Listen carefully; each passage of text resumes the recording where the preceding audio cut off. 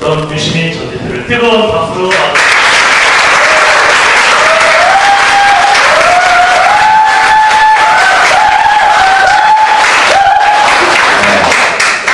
반갑습니다. 이렇게 소리 들으니까 이걸로 만세 부르는 것 같아요. 시민방송에서 지금 라이브로 나가나요? 네. 많이 더 조심스러워. 오늘 이제 여러분들 되게 기쁘게 생각합니다. 지나가면서 보시는데 사실 뭐 이런 주제에 대해서는 굳이 이렇게 이제 시간 내서 이렇게 오시지 않아도 온라인에 동영상도 있고 또 이 주제에 대해서는 많은 분들이 또 말씀하시고 해서 특별한 게 없을지도 몰라요. 그래서 저희 하시는 뭐 한 10분이면 충분할 수 있는 이야기이고, 저는 오늘 요즘 가끔 그 강연을 하면서 이 비슷한 주제로 강연을 하는데요. 오늘은 조금 분위기가 조금 하는 거 속닥하고 그래서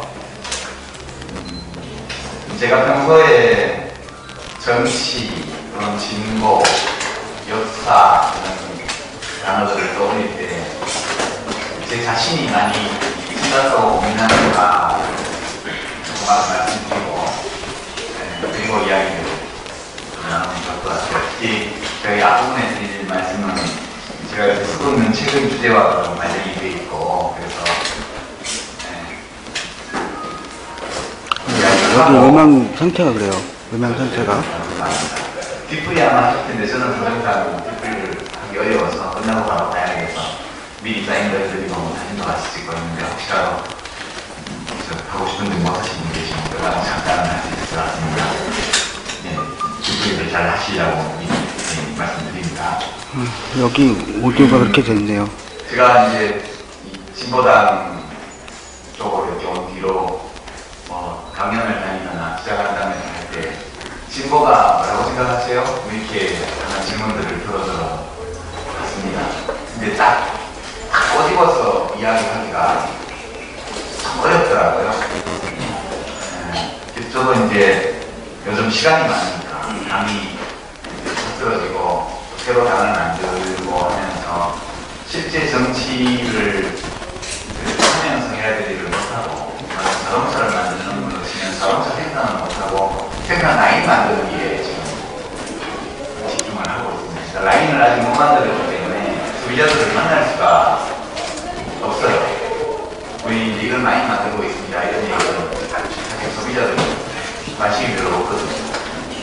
국민들은 어떤 인물을 후보로 내느냐, 그 후보가 어떤 정책을 내놓느냐, 그 정책이 내 생각과 얼마나 같으냐, 혹은 나한테 도움이 되느냐, 이런 데 관심이 있지, 그런 후보를 만들고 세우고 정책을 만드는 과정이 어떠냐는 사실 국민들을 정치 소비자라고 생각할 때 별로 관심이 없어요. 그러다 보니까 이 일이 어느 정도 우리가 참담을 할 때까지 나가서 이번 대선에 대해서 뭐라고 이야기하기가 사실 좀 어려운 측면이 있습니다.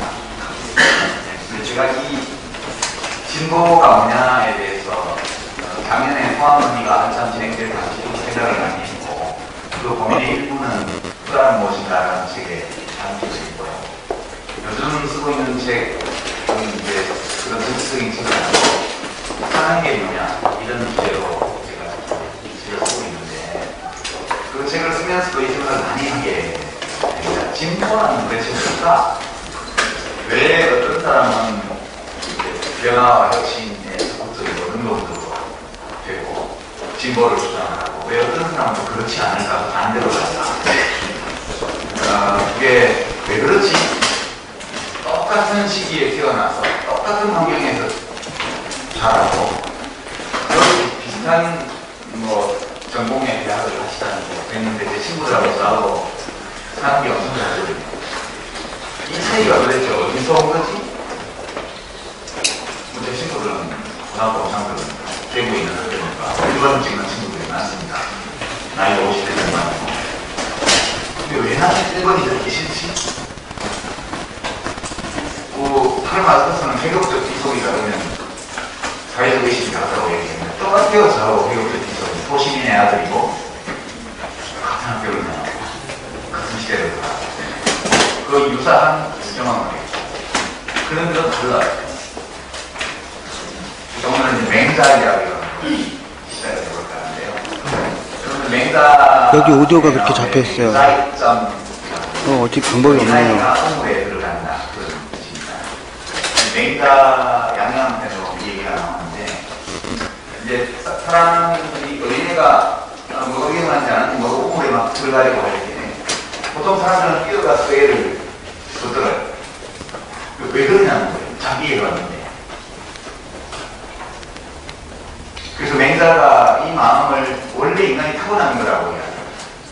그게 무슨 부모에게 대가를 받으려고 하는 것도 아니고 동네 사람들한테 칭찬을 받기 위한 것도 아니고 그냥 마음이 시키는 거라는 거죠. 맹자가 이 얘기를 한 것은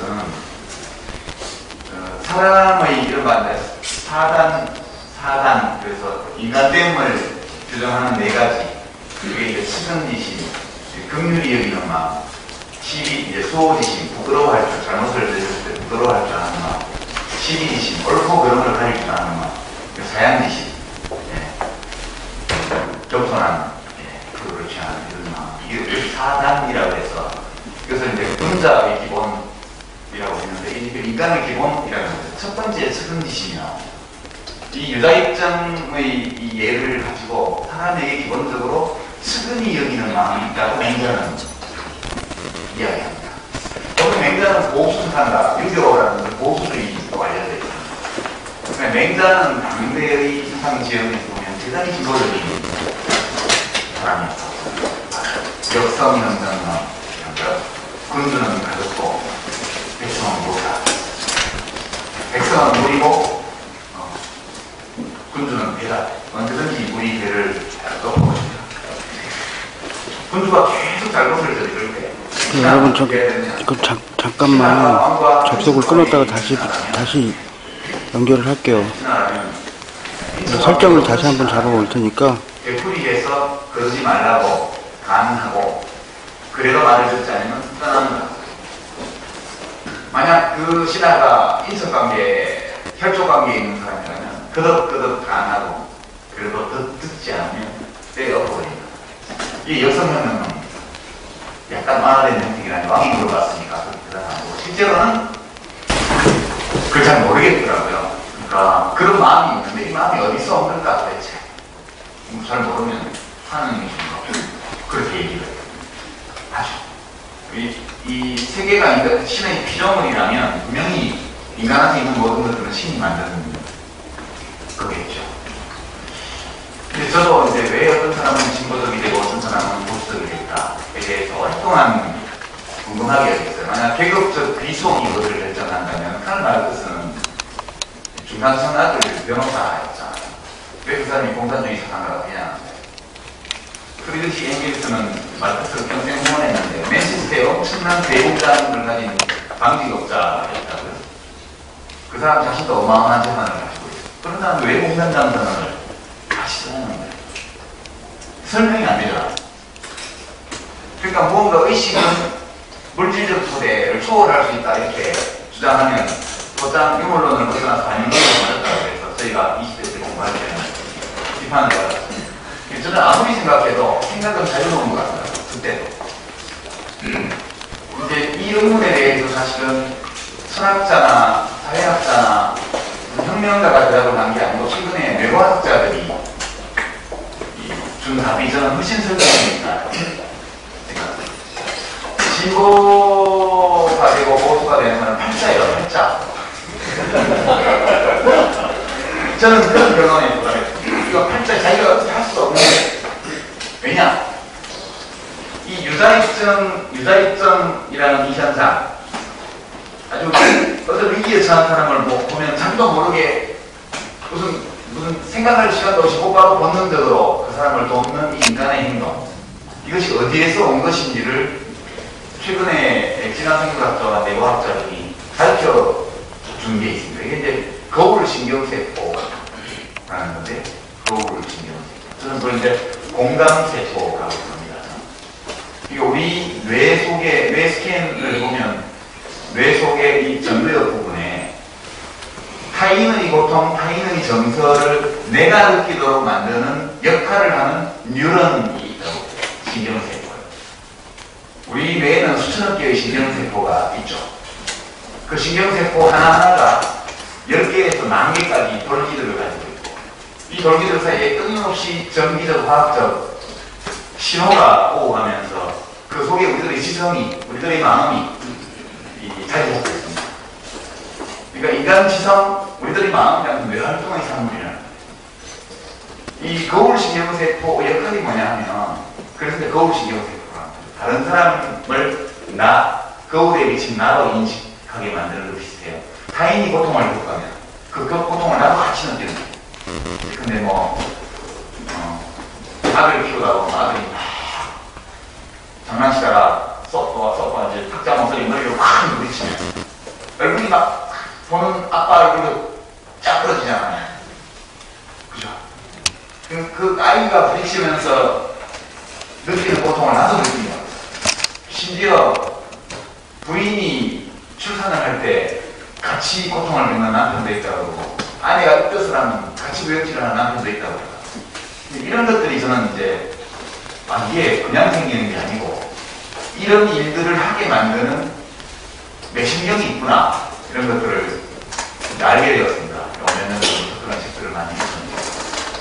이 유자액점, 그러니까 맹자가 말하는 측은지심이란 뭐냐 할 때 그것은 거울신경세포의 작용이라는 거예요. 이것은 인간이 진화 과정에서 생물학적으로 발전시킨 특성이고, 이것이 발현되는 것이 이타주의라는 사회적 재능인 거죠. 사람마다 뇌가 다 달라요. 뇌세포의 숫자는 다 비슷하지만 그 뇌신경세포 뉴런이 주로 어떻게 작동하고 어떤 자극에 민감하게 반응하는가는 유전적 요인과 환경적 요인, 경험, 학습에 따라서 많이 달라질 수 있다, 이렇게 이야기합니다. 어렸을 때부터 공감하고 교류하고 이런 경험을 많이 하지 못한 사람은 유전세포에 문제가 생깁니다. 우리 뇌는 사실은 유전에 의해서 결정되는 것 반, 환경에 의해서 결정되는 것 반이라고. 근데 새끼고양이, 각 태어난 새끼고양이, 건강한 새끼고양이 눈을 꼬매버리면요, 한쪽 눈만 꼬매버리면 일정 시간이 지나가서 다시 눈을 띄워줘도 풀어줘도 그 꼬맸던 눈은 보지 못합니다. 실험 결과로 양눈을 다 꼬매면 일정 시간이 지나고 나서 눈을 개봉해줘도 볼 수 없다고 해요.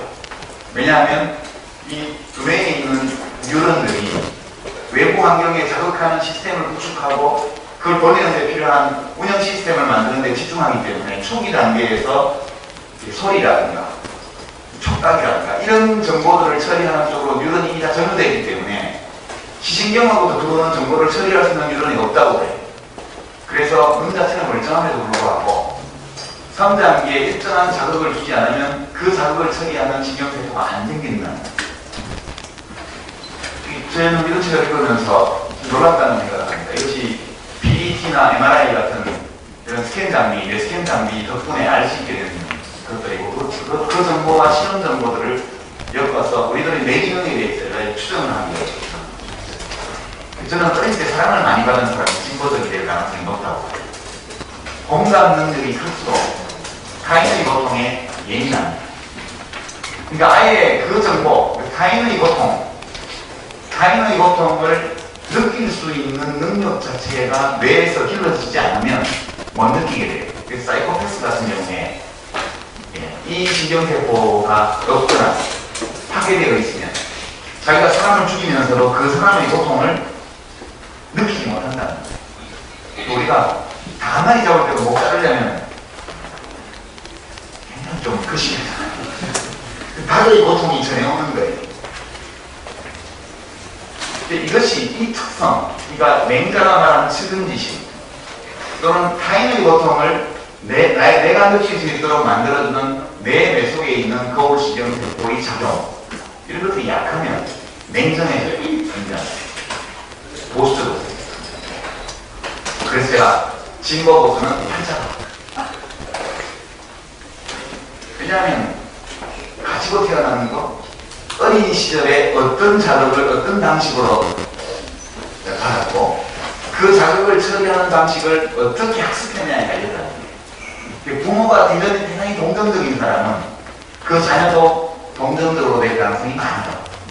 왜냐하면 계속 어릴 때부터 흉내내기를 하기 때문에 특정한 형태의 자극에 부모가 반응하는 걸 보고 따라하기 때문에 그 사람의 뇌는 처음부터 그렇게 프로그래밍 될 가능성이 많다는 거예요. 똑같은 뇌도 어떤 자극을 받고 그 자극에 어떻게 반응하느냐를 학습하는 과정이 어떠냐에 따라서 달라질 수 있다. 이런 얘기를 듣다 보면 자녀를 공부 잘하게 하는 방법도 있을 것 같다. 그런 생각들을 태교부터 시작해서 하는 모든 활동들이 사실은 아이의 뇌의 성장에 결정적인 영향을 미친다. 이런저런 생각들을 해보면 자꾸 진보에 꺼지는 건 팔자다. 그것은 뭐 생물학적으로 유전받은 것이든 그렇지 않으면 어린 시절 성장 환경 속에서 나도 모르게 취득한 것이든 그렇게 되어버린 것이든 또는 조금 더 성장하고 나서 내가 나의 행동 방식에 의해서 반복적인 행동 방식에 의해서 내 뇌의 그런 특성이 더 강화되었다. 일정 부분 자기의 선택도 영향을 미치지만 본질적으로 보면 팔자 소관입니다. 이렇게 생각하면 마음이 너무 편해요. 이렇게 생각하면 민주당을 하다가 한나라당을 하는 건 없다고요. 그죠? 팔자인데 팔자를 고치려고 합니다. 그죠? 그래서 진보는 뭐냐? 진보는 인간 두뇌 속에 있는 거울 신경세포의 작동이다. 타인의 고통에 대해서 공감하고 연민을 느끼고 그리고 자기가 공감한 타인의 고통을 없앰으로써 덜어줌으로써 나도 편안해지고자 하는 거예요. 그러니까 어떤 사람이 보수 어떤 사람이 진보냐 하면 자기는 50억짜리 고급주택에 사는데 그 바로 길 건너에 비닐하우스 치고 소위 절벽도 없으면서 뭐가 비닐하우스 치고 사는 사람들이 불이 나서 막 죽고 할 때 참 지금 아닌데 그렇게 하고 말이야 목걸이나 있는 것처럼 그래. 그런 보수예요. 자기는 더블리스 살지만 그 인근에 뭐가 비닐하우스 안에 불이 나서 아이들이 죽었다라고 말할 때 괜히 콧날이 시큰해지고 뭔가 LS라도 눌러갖고 후원금을 보내야 될 것 같은 그런 느낌이 들는 사람 진보예요. 제가 보수를 도덕적으로 비난하는 게 아니에요. 보수도 인간의 한 모습이고 진보도 인간의 한 모습이에요. 우리 속에는 둘 다 있다고 저는 봅니다. 둘 다. 어떤 사람에게는 진보적인 특성이 더 우세하고 어떤 사람에게는 보수적인 특성이 더 우세해요. 어떨 때 진보적 특성이 우세하다가 그 거울신경세포가 많이 죽어버리면 갑자기 보수가 되기도 해요. 그런 경우에는 전향도 팔자가 말할 수 있다고. 그러니까 그 정치를 생각을 해보면 왜 정치를 하지 내가? 저는 정치가 즐겁지 않아요. 솔직히 제가 아는 동료 정치인 중에는 그걸 매우 즐거워하는 사람도 있어요. 사람을 만나고 술도 한잔 먹고 행사 다니다가 축사도 하고 막 이렇게 다니는 그 자체가 굉장히 즐거운 사람들이 있어요. 그런 사람들이 정치를 오래 잘합니다. 국회의원 많이 하고. 그러나 자꾸 그날 이거 하나하나에 대해서 의미를 가지고 의미를 생각하고 수시로 회의에 빠지고 이런 사람들은 정치가 오래 못해요. 그 재미가 없어요. 나는 나를 정말 잘 이해하고 내가 잘 이해하고 그리고 서로 좋아하는 사람들하고 많은 시간을 보낼 때 행복한 사람이 있고 그렇습니다. 근데 정치는 수없이 많은 사람들을 스쳐가서 만나면서 계속 가야 돼요. 그냥 서비스가 되니까 마케팅이니까 그런 거예요. 그리고 다른 일들은 자기가 시장을 장악을 못해도 그래도 시장은 한 기준이에 점유율 5%만 가지고도 단골 고객만 있으면 살아갈 수 있는 거라면 정치는 5%가 못 살잖아요. 끊임없이 51%를 향해서 가야 돼요. 그러니까 이 과정이 굉장히 불편하고 고통스럽게 느껴지고 인생을 낭비하고 있다는 생각이 드는 거죠. 개인적으로. 왜냐면 내가 좋아하는 일은 따로 있는데 그럼에도 불구하고 정치를 해요. 내가 왜 하고 있지, 이거를? 이 사명감, 이 의무감, 이것이 어디서 오는 거지? 그런 의문을 가져보는 거죠. 그래서 진보는, 다시 말씀드리지만, 진보는 뭐냐? 여러 가지로 규정할 수 있지만, 진보는, 거울신경세포가 우리로 하여금 하도록 만드는 일, 타인의 고통에 공감하고, 내 책임이 아닌 타인의 고통까지도 자기의 고통으로 느끼면서 그 타인의 고통을 덜어낼 때 나까지도 어떻게 행복해지는 그런 일이라고 저는 생각해요. 근데 진보는 여러 가지를 할 수 있는데, 봉사활동을 할 수도 있고, 그렇죠? 사회사업을 할 수도 있고, 타인의 고통에 공감하고 연민을 느끼고, 그리고 자기가 자기의 욕망 충족을 위해서가 아니라 타인의 고통을 들고 타인의 소망을 이루면서 타인이 느낀 기쁨을 또한 자기가 공감하기 위해서 할 수 있는 일은 다방면으로 널려 있습니다. 많은 종교인들이 그 일을 하고 있고요. 많은 시민들이 그 일을 하고 있습니다. 여러 가지 봉사활동을 하고 있죠. 정치를 하지 않고도 그 일을 할 수 있습니다. 근데 왜 우리는 출마를 하며 당원이 되며 그 당의 후보는 자기가 좋아하는 당에 돈을 보내고 왜 하냐는 거예요. 보수당은 이익을 위해서 할 수 있죠. 그러니까 거울신경세포의 작용이 진보라면 보수는 기본적으로 이기적으로 행동하는 거예요. 보수는. 그런 저는 그렇게 생각하고, 보수 정치에도 약간의 진보적 요소가 있습니다.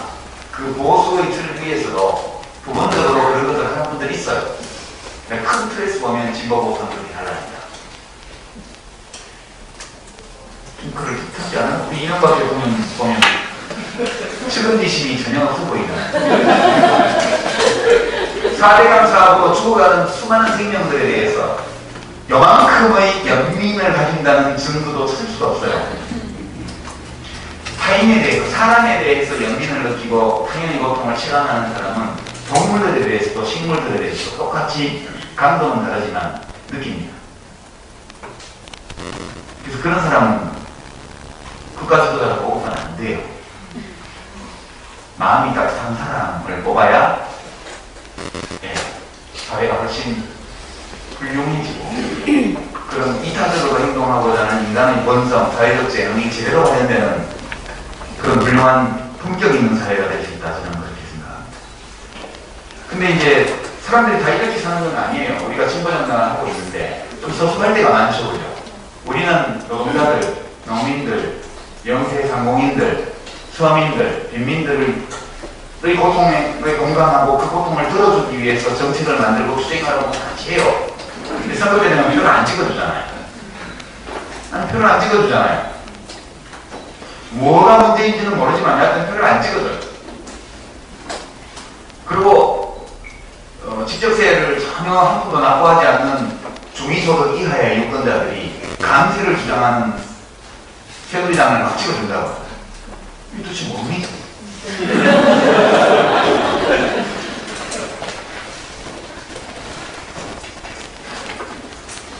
그러니까 결국 대부분의 사람들, 그러니까 직접적으로 정치적 행동에 적극적으로 참여하지 않는 대부분의 사람들은 어떻게 살까 그러면? 보통의 사람들이 사는 삶은 딱 정해져 있습니다. 세 가지 일을 하는 사람. 세 가지를 하는 사람이다. 그러니까 이것을 심리학자들은 삶의 위대한 세 영역 이렇게 표현하는데요. 첫 번째가 일, 직업이에요.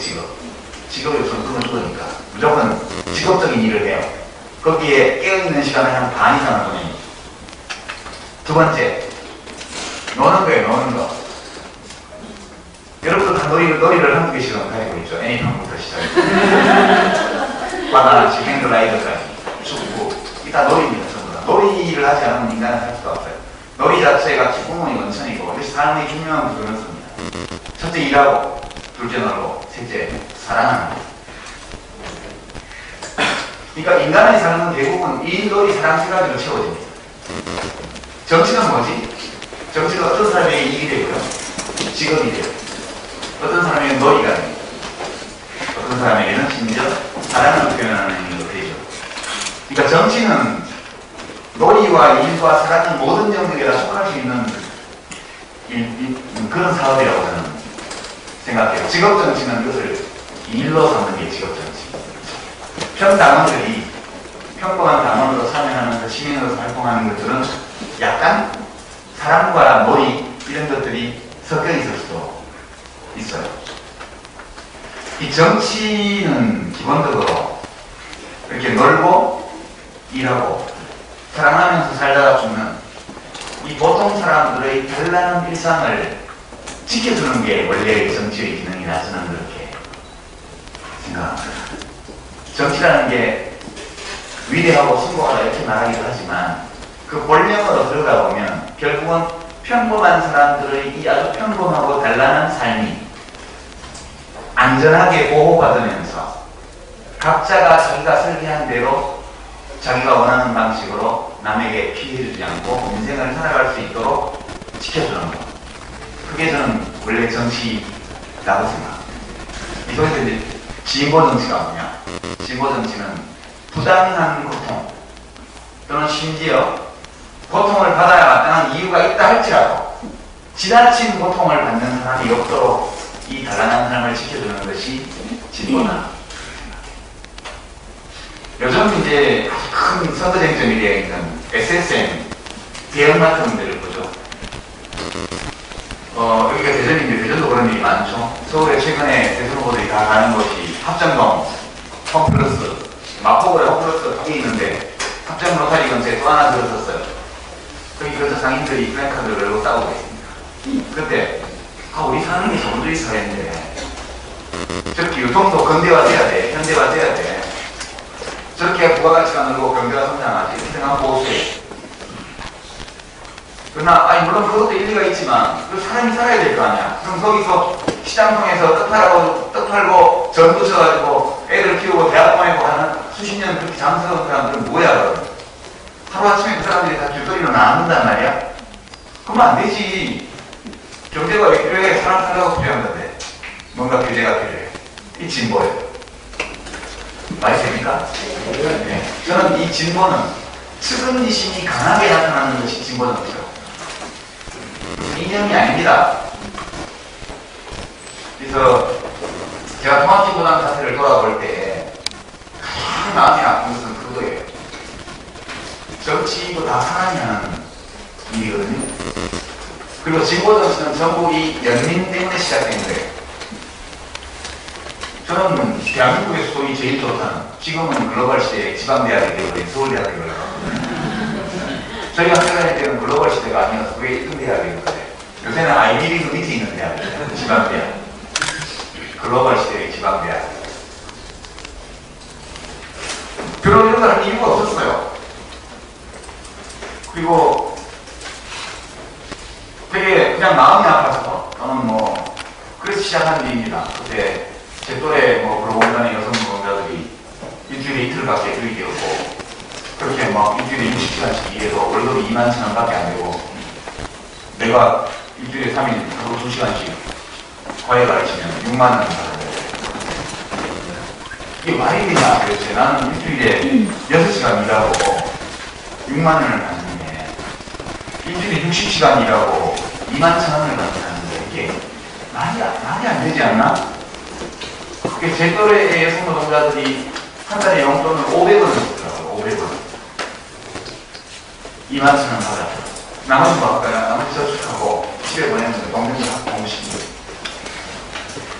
근데 다 그런 시대에 살았습니다, 우리가. 근데 그냥 저는 약간 그런 걸 알고 나니까 그냥 어쩐지 마음이 아프고 되게 미안한 것 같기도 하고 마음이 되게 불편해. 그래서 이제 야학에 나가서 초등학교 4학년 산수제 가서 놓고 더생 배생 나눗셈도 가르쳤고요. 한쪽으로는 제가 제 마음대로 노동법 교재를 만들어가지고 근로기준법부터 시작해가지고 노동법도 가르치고 그랬습니다. 거기서부터 시작했는데 늘 제 마음은 농사활동을 할 때나 야학교사를 할 때나 뭐를 할 때나 기본적으로 영민이었어요. 근데 그 당시에는 이 영민의 느낌을 부르주아 감성이라고 해요. 부르주아적 감성. 진짜 혁명적 태도는 그런 게 아니야. 그건 기만적인 거야. 아, 기만적인 거 먹고 안 해. 그걸 느끼는데 어떡할 거야? 카르 마르크스는 도대체 뭐 때문에 공산당 선언을 쓰고 했겠냐는 거예요. 그 사람이 처음에 20살 가산대학에 들어갈 때부터 무슨 벌써부터 이게 공산주의 사상이 있는 게 아니거든요. 저는 카르 마르크스로 하여금 공산주의 사상가가 되게 만든 것도 영년의 감정이었다고 생각해요. 진보가 아무리 이념적으로 정리되고 이론적으로 잘 정리된다 할지라도 그 바탕에 놓인 것은 자기 자신과 타인에 대한 영민의 감정이라고 저는 생각합니다. 이 부르주아적 감상이라고 해도 어쩔 수 없어요. 우리 아버지가 학교에서 생기는 거예요. 팔자한테 어떡할 때 우리 아버지가 바로 그렇게 받아들입니다. 지금도 제가 진보정치를 얘기할 때는 늘 그 생각입니다. 이 진보정치 운동의 기본은 영민의 감정이다. 내 자신과 타인의 고통에 대한 영민의 감정. 그 당사자가 만나면 나에 대한 영민이고 타인의 고통에 대한 영민, 공감 그런 거죠. 근데 이것이 이 인간의 본능적 감정 또는 진화 과정에서 발전시켜온 사회적 재능의 토대를 둔 진보주의 정치운동이 어느 날 정리된 이념이 되고 교조가 되고 그 교조의 바탕을 둔 율동 수칙이 되고 그렇게 해서 인간은 어디 가고 교조만 남는 거죠. 그 통합진보당 사태의 바탕은 저는 그것이었다고 봐요. 인간은 이성에 따라서 사는, 논리에 따라서 사는 동물이 아니라고 생각합니다. 논리적 추론보다 훨씬 강력한 영향력을 가지고 우리 삶을 규정하는 것이 감정입니다. 충동, 이런 것이. 그 충동과 감정 중에 가장 끈끈하고 강하고 지속력이 있는 것이 영민의 감정입니다. 다른 감정은 시간이 지나면 가라앉고 또 한때 있으면서라도 지나가면 냉정해집니다. 한 여인은 한 남자를 엄청 사랑하게 되어서 콩깍지가 씌어가지고 얼굴에 여드름도 다이아몬드로 보이더라고요. 한 1년, 2년 지나가면 아니잖아요. 그 영민의 감정은 그렇지 않습니다. 평생 가요. 이게 가장 큰 일입니다.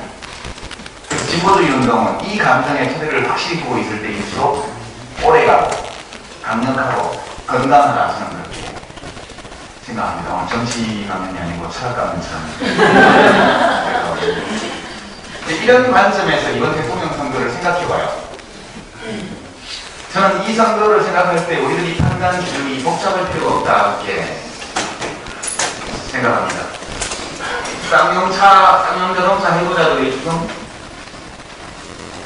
여러분들은 그 죽음을 대할 때 어땠어요? 왜 죽었나? 자살도 많았고 뭐 심장마비 어떤 뭐랄까 이게 이 지병 이런 것이 악화된 경우도 있었고 자살도 많았어요. 그 사람이 언제 그 회사에 입사해서 가족관계가 어떻게 되고 무슨 일이 기계가 해서 다시 죽었다. 그 이전에 공장이 어려워 회사가 어려워졌는데 회사가 어려워지는데 책임이 없는 노동자들이 수천 명이 한꺼번에 해고돼서 그 중에 몇십 명이 죽었구나 라고 말할 때 그 해고당한 노동자가 겪었을 것을 우리가 쉽게 짐작할 수 있는 그 고통들이 와닿지 않나요? 근데 그 마음이 핵심이라고 저는 생각해요. 진보의 관점에서 보든 뭐의 관점에서 보든 그런 것이 핵심이라고 저는 봅니다.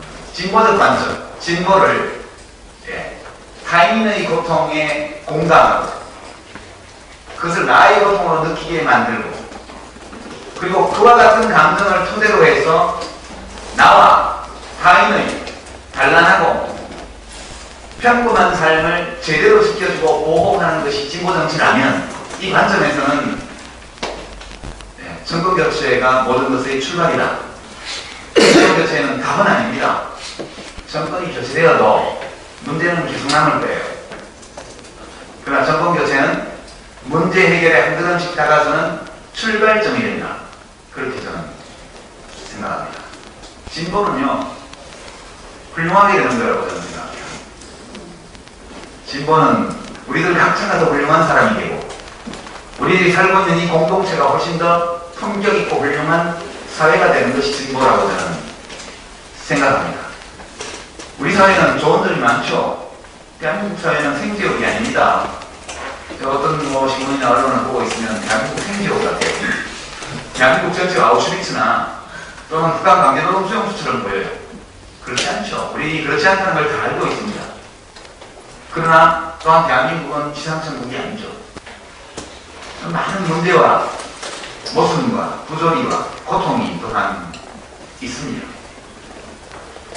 그러니까 우리 대한민국은 생지옥과 지상천국 사이 어딘가에 있었던 거죠. 옛날에 한때는 생지옥에 가까웠다가 일제강점기, 해방전국의 대혼란, 6.25 전쟁, 독재 이럴 때는 생지옥에 아주 가까웠다가 지상천국까지는 아직 멀었지만 그쪽 방향으로 계속 60년 동안 와서 이만큼 온 거라고 저는 생각합니다.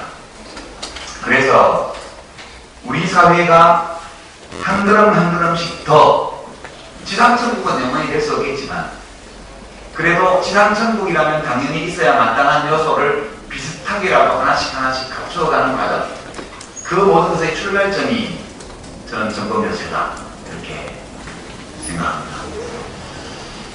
여기까지가 이제 원론적인 진보의 입장에서 이번 대통령 선거 의미라고 저는 생각합니다. 세부적으로 들어가서 그러면 정권교체를 어떻게 하면 확실히 할까? 그 문제. 정권교체를 한 다음에 이번에 좀 더 제대로 하려면 어떻게 해야 될까? 그러니까 정권교체를 한 다음에 좀 더 제대로 하기 위해서 지금 해야 될 일은 없을까?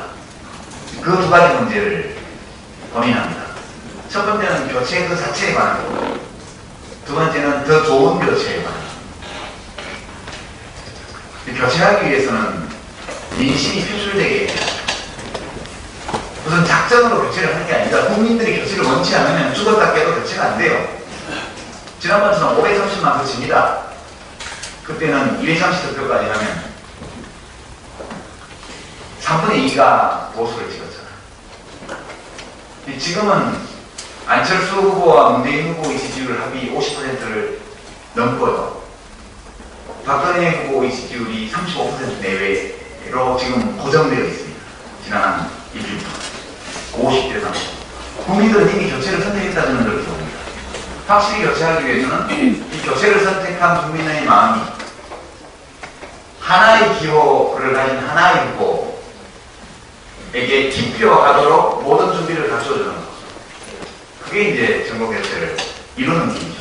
그 후보 단일화, 정책연합 다 필요합니다. 그리고 지금 이제 새누리당과 민주당의 정당 두 정당은 거대 정당의 지지율이 대선 임박해서 최고조로 높아가고 있는데 두 개를 합치면 한 80% 되죠. 또 그 외에 뭐 이상한 보수 정당들을 지지하는 게 약간 있고, 그 적어도 15% 내외의 유권자들이 그 두 당에 만족 못하고 있죠. 구체적으로는 민주당에 만족 못하는 거예요. 동시에 진보 정당들에게도 만족 못하는 거예요. 무언가 변화를 바라고 이 정권교체가 단순한 정권교체가 아니고 더 훌륭한 정권교체가 되기를 원하는 국민들이 상당수가 있는 겁니다. 실제로는 그보다 훨씬 많죠. 그리고 당장 그와 같이 더 훌륭한 정권교체를 실현해줄 다른 대안이 별로 안 보이기 때문에 민주당을 지지하거나 또는 안철수 후보를 지지하거나 이렇게 지금 되어 있는 겁니다. 일단 우리 진보정의당에서 후보를 내기로 결정을 했습니다. 조만간에 내부에서 합의를 거쳐서 한 사람을 후보를 정할 거고요. 우리 당에서 당원 아닌 분도 계시겠지만 후보를 내기로 하는 데에는 두 가지 이유가 있죠. 첫 번째는 보다 확실히 정권교체를 하는 데 도움을 기여하기 위해서. 두 번째는 그 정권교체가 15년 전의 정권교체보다 더 훌륭한 또는 더 진보적인 정권교체가 될 수 있도록 하기 위해서. 그 두 가지 이유 때문입니다. 저는 직업으로 정치를 하고 있죠. 우리 당의 대통령 후보로 나가신 분도 직업 정치인입니다. 직업으로서 정치를 한다는 것은 자신의 정치 행위에 대해서 전적인 책임을 지는 것을 의미합니다. 유권자로서 시민으로서 정치를 하는 것은 책임을 안 져도 돼요. 그냥 내 취향대로 내가 하고 싶은 대로 하면 그만입니다. 그래서 주권자의 권리죠. 국민의 개개인은 옛날로 치면 왕입니다. 왕은 마음대로 해도 돼요. 최근에 영화 광해를 보면 왕도 마음대로 못하는 게 많긴 합니다. 그래도 왕이면 마음대로 할 수 있어요. 그거에 두말할 수 없습니다. 그냥 직업으로서 정치를 하는 사람들은 자기 행위가 만들어낸 결과에 대해서 그 결과가 예측 불가능한 것이었다면 책임질 필요가 없겠지만 적어도 그 결과가 예측 가능한 범위 안에 있는 것이었다면 책임을 져야 돼요. 그래서 이제 지금 진보정당에서 대통령 후보를 내어서 대통령이 될 가능성이 없죠? 없습니다. 맹정하게 얘기하죠. 있다고 던져줘봐야. 그러면 결국 힘을 모으는데 보태야 됩니다. 보태야 되기 때문에 정권교체연합을 만든다. 야권 연대가 아닙니다. 야당에도 연대하기 곤란한 당이 여기저기 있기 때문에 이제는 확실하게 지향의 공통성과 국민들의 그에 대한 승인을 얻을 수 있는 정권교체연합을 구축하자.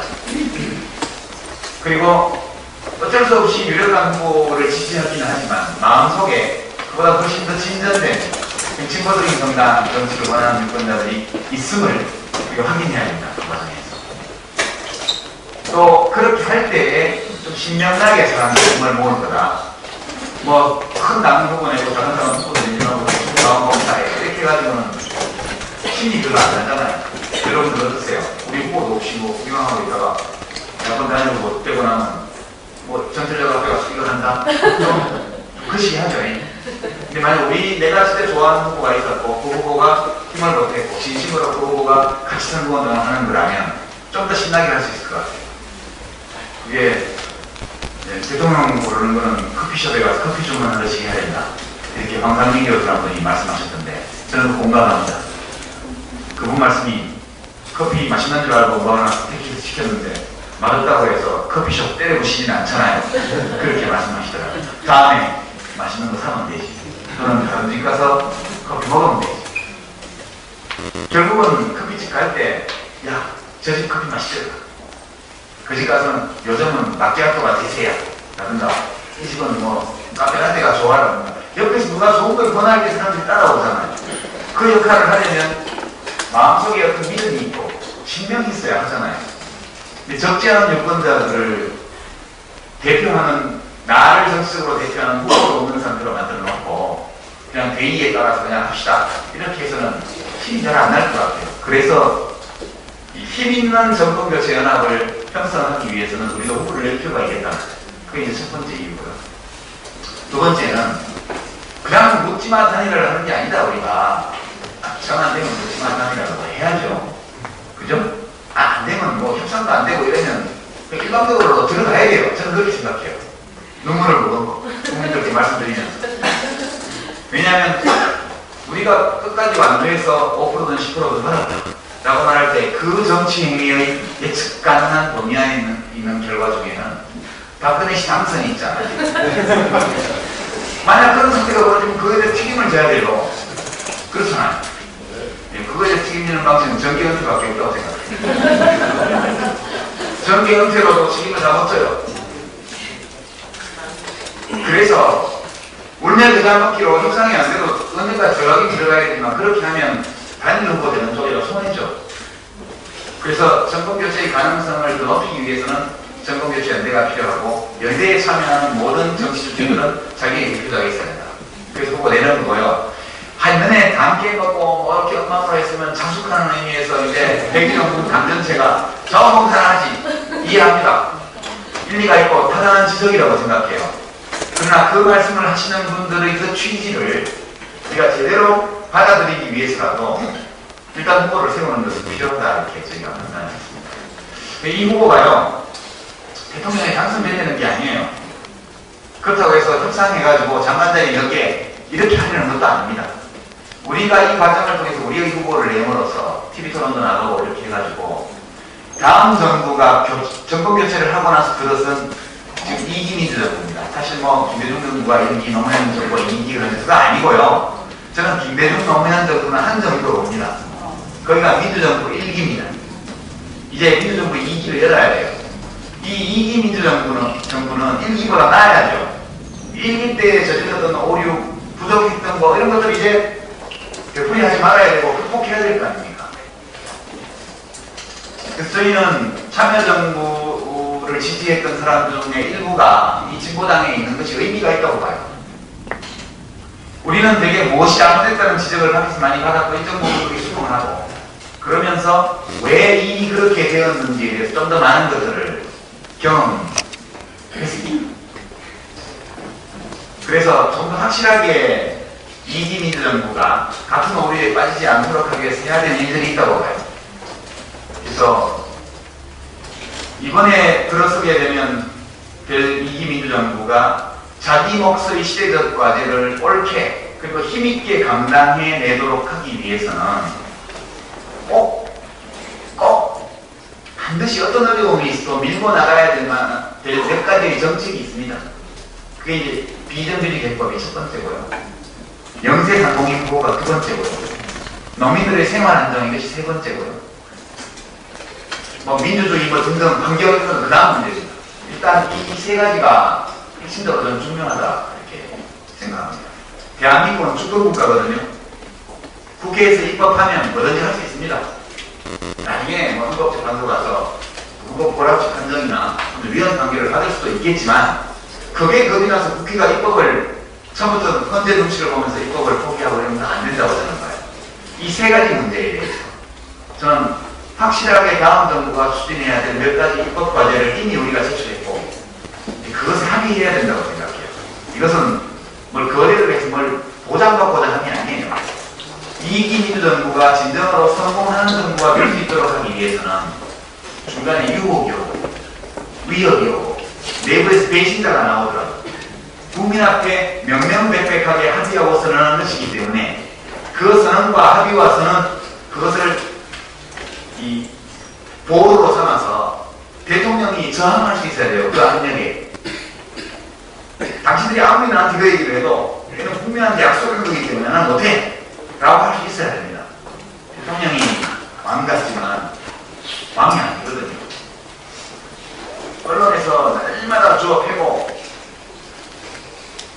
밝히고 각종 보수단체 이익단체들이 들고 일어나서 데모하고 끝나보면 대통령도 야간 되면 밀려나게 돼 있어요. 그래서 저희 참여정부 때 국민의 정부 때 많이 봤습니다. 공약이라는 것이 정말 무게 있는 공약으로 후보 개인의 약속이 아니라 집권연합의 공개적인 국민에 대한 약속으로 못이 박히도록 해야 된다고 저는 봐요. 이 세 가지 문제에 대해서. 나머지는 탐구의 여지가 좀 있다고 봐요. 예컨대 4대강의 콘크리트 볼을 뽑아낼 거냐 나하고 계속 관리할 거냐 중대한 문제죠. 이것은 저는 국민투표에 붙일 수도 있다고 봐요. 공약으로 바로 결정하지 말고 우리가 적극조치하면 1년간 수질조사를 포함해서 역행 침식 등등 모든 문제 그리고 향후에 현재의 시설을 유지하는 데 들어가는 관리비용까지 정확하게 거짓없이 조사 연구한 다음에 그 결과를 공개하고 그리고 국민들과 함께 토론을 충분히 하고 난 다음에 벌을 뽑아내고 강화를 원상복귀할 건지 그렇지 않으면 지금 상태를 놔두고 보강해서 유지할 건지에 대해서 2014년 지방선거 때 국민투표에 붙이겠다. 이렇게 할 수 있다고 봐요. 이것이 뽑든 유지하든 국민들을 승복할 수 있게 하는 좋은 방법이라고 저는 생각합니다. 이런 것들은 타협의 여지가 있다고 봐요, 저는. 그리고 이제 뭐 민주주의 문제라든가 과거사 문제 많이 있습니다, 이런 것들은. 이런 것들은 서로 간의 주관적인 가치 판단의 차이 때문에 서로 분쟁이 있을 수 있는 거기 때문에 이런 것들은 다소 여유를 가지고 임했으면 싶어요. 그리고 전직 대통령의 가족이나 그 자신, 그 본인을 감옥 보내는 건 안 됩니다. 이제 야권 지지층 중에는 MB 감옥 보내고 싶어서 전 MB를 감옥 보내고 싶으면 박근혜 씨 대통령 뽑으세요. 감옥 보내라. 그러나 대통령은요, 우리가 노무현 대통령이 될 것 같지만 잘했건 못했건 국민이 뽑았잖아요. 국민이 뽑아줬으니까 대통령 되지. 그 사람이 쿠데타에서 된 거 아니잖아요.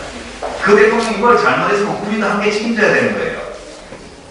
가장 나쁜 방법은 모든 책임을 대통령 지낸 사람한테 뒤집어 씌워가지고 그 사람 감옥 보내고 그 가족들을 괴롭히고 이런 것이 가장 천박하고 야만적이고 비열한 짓이라고 생각해요. 대통령은 대통령이 되는 과정, 대통령으로서 행사한 모든 권한, 정치행위, 이 모든 것들이 다 헌법과 법률에 의해서 국민의 뜻을 따라서 하는 겁니다.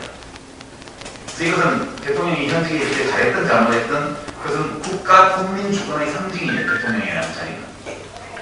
그래서 저는 개인적으로 이후에 뭐 이명박 대통령이나 그 일가들의 비리가 아무리 드러난다 할지라도 그것에 대해서 최대한 헌법적인 선처를 하는 것이 국가를 위해서 바람직하다.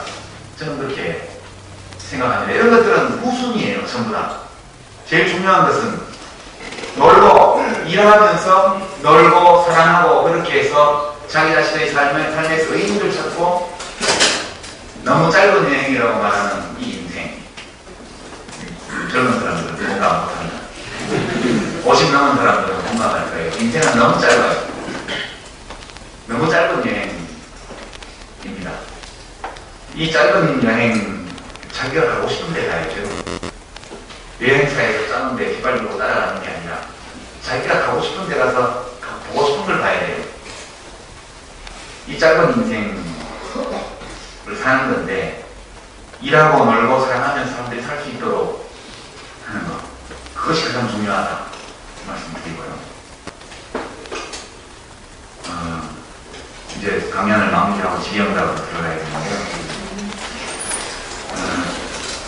정치는 진보 정치든 보수 정치든 권력투쟁이 포함되어 있습니다. 요즘 늘 봤잖아요. 우리가 사마천의 사기를 봐도 다 권력투쟁이 얘기해요. 그렇죠? 전부 다 권력투쟁이 많아요. 요즘 대통령 선거가 입각하는 상황에서 언론 보도를 보십시오. 전부 다 권력투쟁이 많아요. 새누리당부터 뭐 친박, 비박, 복박, 반박, 뭐 민주당은 친노, 비노, 반노 뭐 이렇게 나오잖아요.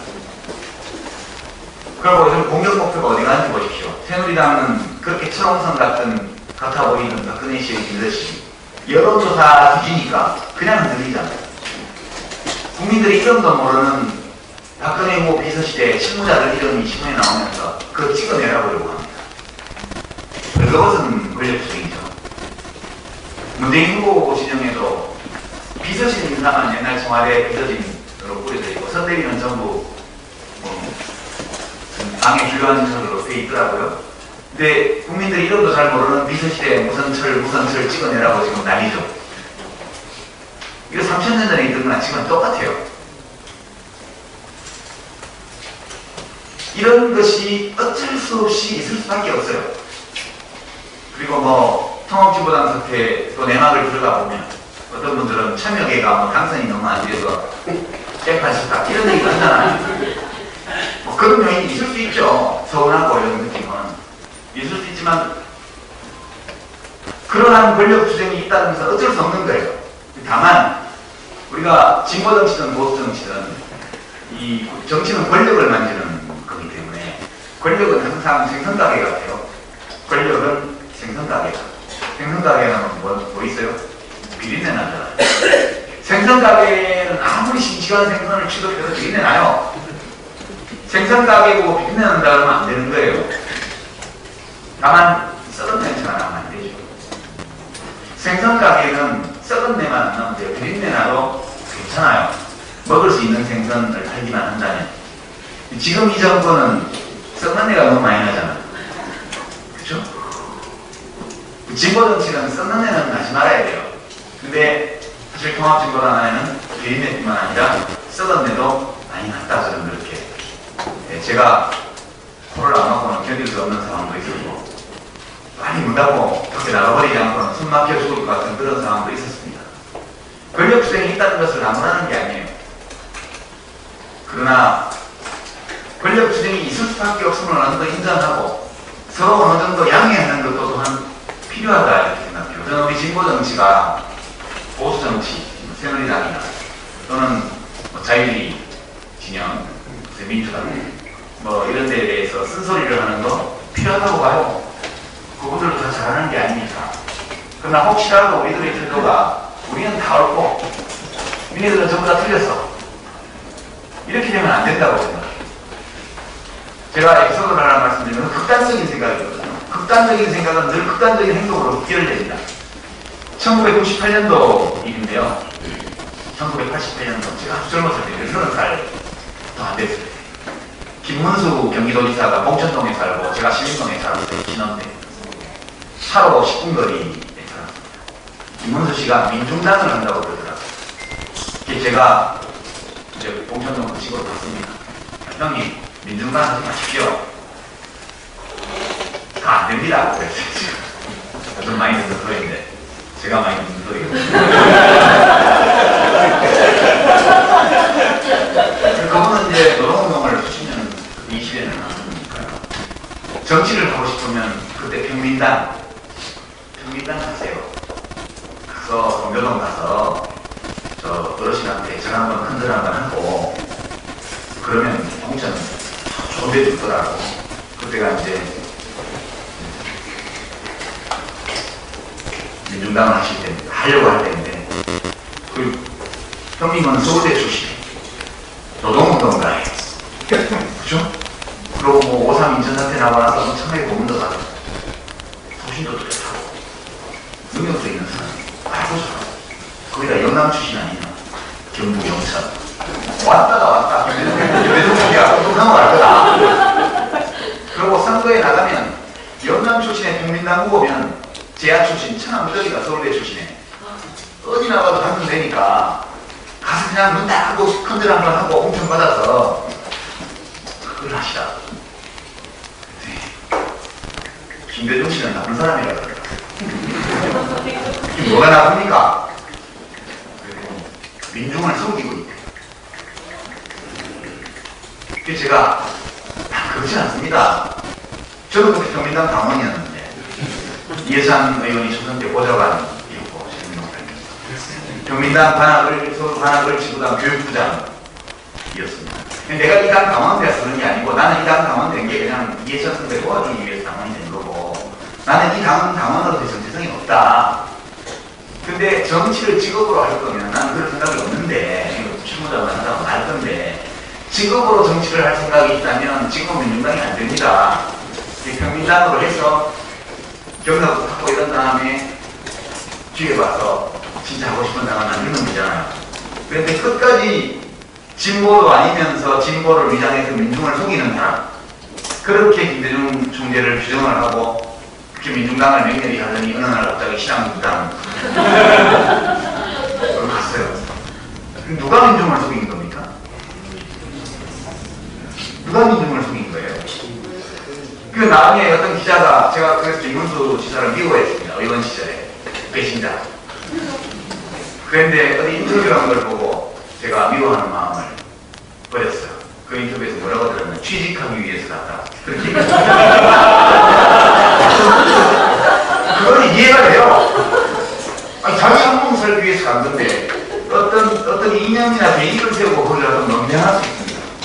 그럼 내 취직하고 싶어서 갔대는데 국회의원 취직했는데 뭐라고 더 이상 미워합니까? 더 이상 제가 미워하지 않는다 이렇게 생각을 했어요. 이 극단적인 어떤 분들은 저보고 극단적이라고 그러는데 사실 저는 제가 극단적이라고 생각 안 해요. 저는 민주당이 믿거나 민주당이 나쁜 당이라고 생각하거나 그래서 그 당을 안 하는 게 아니에요.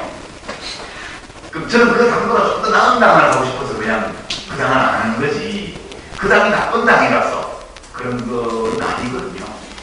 그러니까 그런 저 따라서 같이 왔다가 고생만 시큰하고 그런 당원들이 엄청 많잖아요. 그러니까 우리 진보 진영, 특히 진보 정치 운동을 하는 분들은 아주 어려운 조건에서 탄압받고 고생하면서 자기 신념 하나를 믿고 해온 분들이잖아요.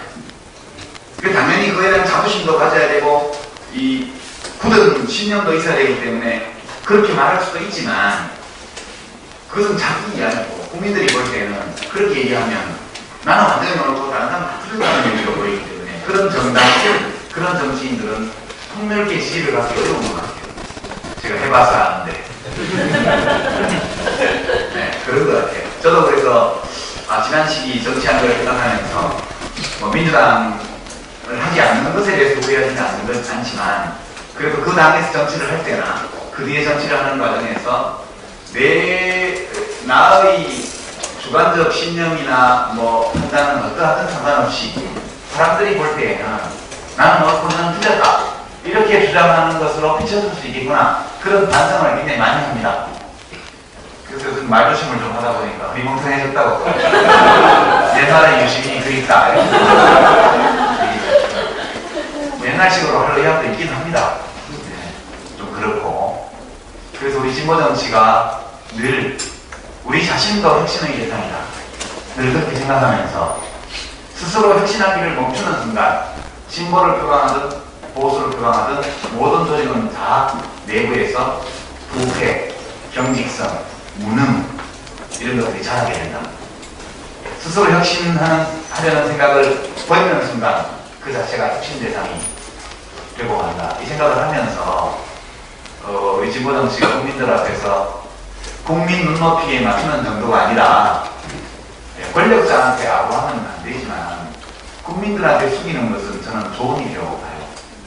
더 숙이고 더 겸손하게 그리고 배우는 자세로 가르치려고 하지 마요. 그렇게 국민들한테 다가선다면 저는 지금 어려워도 또한 우리들이 쓰임새 있는 정치 세력이 될 수 있을 것이다. 그렇게 생각합니다. 우리 당원들도 우리 당이 하는 모든 일들, 우리 당의 후보가 하는 모든 말들이 우리 당을 지지하지 않는 사람들에게 칭찬받을 때 기분 좋잖아요.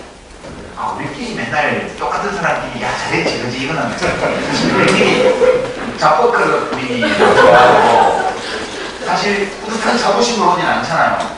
야 너네 유아한게 보니까 그전에 아주 대망나니 같더니 요새 하는 거 보니까 좀 괜찮아 보이더라 이러면 기분 좋으시잖아요. 그렇게 말하는 사람이 예전에 진보당을 지지했겠어요? 그러니까 되게 우리가 어떤 만족감과 자부심을 느낄 때에는 우리를 이해하지 못하고 심지어 우리가 오해하고 이러던 분들에게까지도 우리가 이해받고 심지어는 인정받고 또는 들어는 지지받을 수 있을 때 우리가 우리가 옳았구나 하고 말할 수 있잖아. 그냥 아부하자는 게 아니에요. 그렇게 해서 나간다면 지금까지보다 훨씬 품이 넓고 그리고 사람들에게 다정하게 다가설 수 있는 그런 진보정당이 될 수 있다고 봅니다. 무서워서는 친구를 많이 얻기 어렵잖아요. 진보당을 보면 무섭다 이런 느낌이 좀 가지면 안 될 것 같아요. 그러다 보니까 우리가 안철수 씨 자리에 진보당이 가 있어야 되는데 진보당이 가 있어야 될 자리에 안철수 씨가 가 있어요. 이게 저는 문제라고 생각하고 앞으로 우리 자신부터 좀 더 잘 놀고 더 많이 사랑하고 그러면서 일해 나갔으면 하는 소망을 말씀드립니다. 여기까지가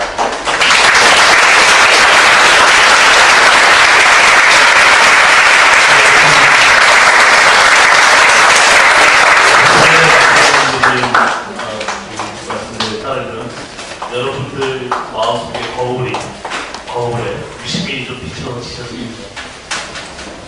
그럼 그 비춰진 유시민이 공감이 좀 되십니까? 네. 고맙습니다. 그래도 나는 아직 공감이 안 된다 싶은 분 질문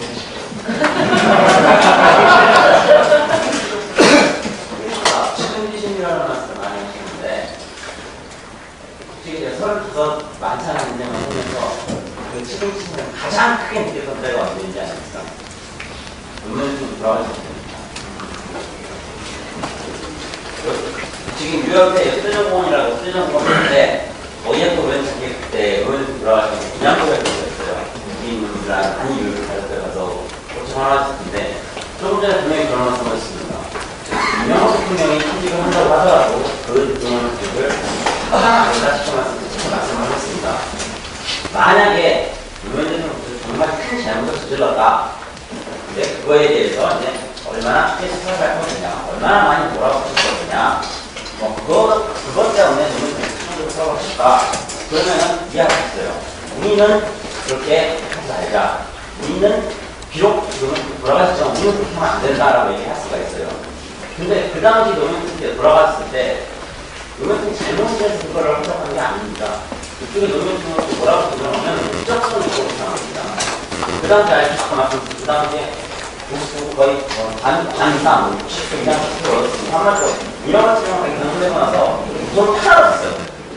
이게 자기 세상이었어요. 자기 세상은 나라를 하나 가진 않고 자기 건 겁니다. 어떻게 하면 자기 권력지만 공부해야 할까? 간단합니다. 그래서 하면 안 되는데요. 전 대통령을 불러 만들면은 국민들은 다 당연히 그 다음 국회에 들어가는데 권력이 쫙 모이거든요. 이런 목적성에서 돌아버렸습니다. 일단 제가 생각하기에는요. 근데 그런 사람을 누나한테 두고 이 사람은 포장하면 안 된다. 제가 인격을 저대로 그런지 모르겠는데 저는 그렇게까지는 못하겠어요. 정말로 저는 솔직히 그대로 만약에 문제통이 돌아갔으면 좀 표현이 가야할지 모르지만 복수를 가장 확실하게 할 수 있는 사람을 뽑아서 정치인 정도를 뽑았을 때 첫째는 유시민 대표를 뽑았습니다. 그러니까 제가 안 되잖아요. 전면에서는 유시민 대표랑 유독한 영화 그거 다 10분의 정도 있는데 너무 정말 짠합니다. 담배 약간 딱 한번 짠한데 근데 이렇게 희망을 하지만은 근데 그렇게 안 하시거나 알고 있었어요. 아마 두 번째는 문재인 대표일 겁니다. 문재인 대표는 가장 거리가 없고 아마 좀 전에 조금만 간단히 봅시다. 네. 좀 아까 그렇게 말씀드리면 아까 말씀하신 모든 내용에 다 수긍을 하지만은 다음번 대통령이 되더라도 그 영업형 상태 그러면 안 된다. 거기에 대해서는 반대를 합니다. 예, 그 마음 납니다. 이제 노무현 대통령에 대해서는 저는 이제 그 마지막 글을 많이 지금도 생각합니다. 원망하지 마라. 있잖아요. 그리고 이제 노 대통령은 뭐 갑자기 돌아가셨지만 저는 그렇게 생각해요. 자기 살고 싶은 대로 끝까지. 그러니까 살 때도 자기 살고 싶은 대로 사셨고 대통령 하실 때도 하고 싶은 대로 하셨고 떠나실 때도 그냥 하고 싶은 대로 하신 거예요. 너무 좀 짧아서 그랬지 정말 소신껏 자기 마음대로 살다가 분이시거든요. 그래서 그 죽음도 삶도 다 자연의 한 부분이다 이런 말씀이 저는 그냥 하신 말씀이 아니고 다 마음속에 정리를 하고 하신 말씀이라고 생각하고요. 노무현 대통령의 죽음에 대한 수많은 평가가 있습니다. 그 중에 저한테로 와닿던 평가는 그 한홍구 교수가 하는 평가인데요. 의도하지 않았던 오류에 대해서 죽음으로 책임졌던 유일한 사람. 그렇게 우리 현대사에서.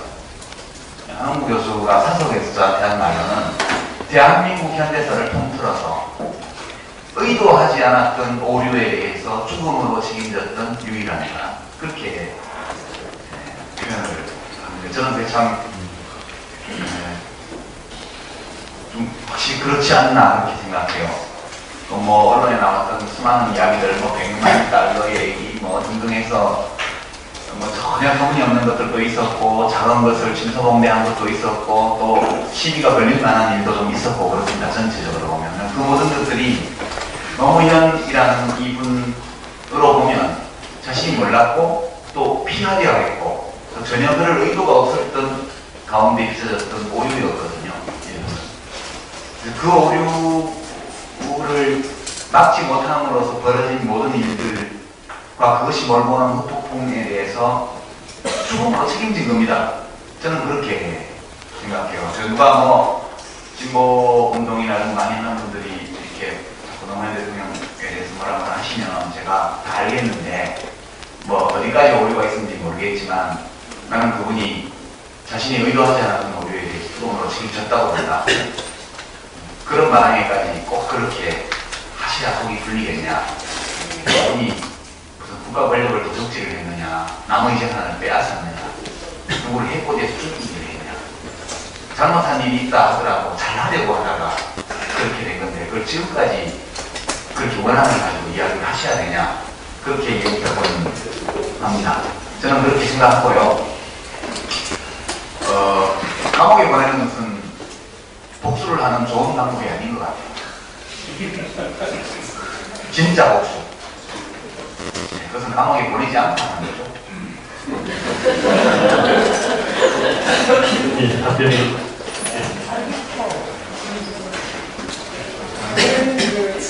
진보 정당의 어떤 문제, 정치적 문제, 인식, 지역의 스톤이라는 말을 근데 저는 실제로부터 저희 유권자들한테 민주당과 통합진보당과 진보진보당과 못했다는 좀 약간 두려움이죠. 지향과 좀 나눠서 많이 나니까. 근데 이 보수가 아닌 쪽에 있는 우리 공동들 중에서 진보 정의당을 성립해 주셔야 하는 이유가 뭔가? 왜냐하면 정책적으로 너무 제가 보기에는 너무 비슷하게 느껴지고 인물들이 다를 때 그 인물들도 어려움이 있었어요. 시간을 못하는 대통령도 이렇게 하다 보면 결국에는 이런 유권자들은 그러다가 결국에는 이제 무엇을 피하기 위해 무엇을 부정하기 위해 경험을 민주당이 나쁘더라 그러니까 그거는 쓰러지는데 경험을 또 나쁘더라 그러니까 진보 정당 여기까지는 저는 설명할 수가 없어서 어떤 가치 지향을 가지고 있고 그래서 우리가 뭘 하고 싶고 그리고 이제 짧은 시간에 말씀드리기가 정말이건데요. 저는 뭐 진보정당을 꼭 찍어야 될 이유는 없다고 봐요. 새누리당을 꼭 찍어야 될 이유가 없는 것처럼 민주당을 꼭 찍어야 될 이유가 없는 것처럼 꼭 찍어야 될 이유는 없다고 생각해요. 무슨 그 판단은 국민들이 각자 언제든지 바꿀 수 있는 거라고 저는 생각합니다. 보통 정당들이 원래 우리 표 이렇게 얘기 많이 해요. 집토끼 원래 그런 게 없어야 정당이거든요. 아니 무슨 유권자가 정당의 부속품입니까? 언제나 자기께 이게. 그러니까 그 사고방식 원래 우리 표인데 사기쳐서 뺏겼다. 이 사고방식이요.